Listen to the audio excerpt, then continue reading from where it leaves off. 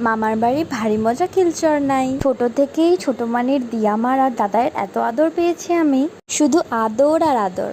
এখানে আমি আর ছোট মানি ব্রেকফাস্ট করে নিলাম, তারপরে আমি মানির বাড়ি চলে গেছিলাম। কারণ আগের দিন পুচি অনেক অনেক করে জোর করছিল ওর বাড়ি যাওয়ার জন্য, তো ওর কথা রাখার জন্য আমাকে যেতেই হতো।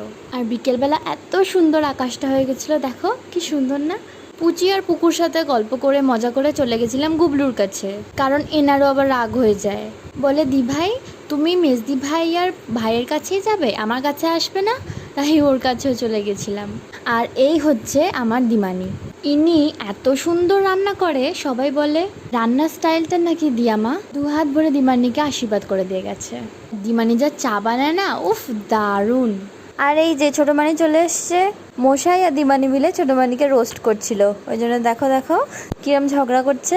দিমানি ওখানে আটকাচ্ছে। আজকের জন্য এতটুকুই, টাটা।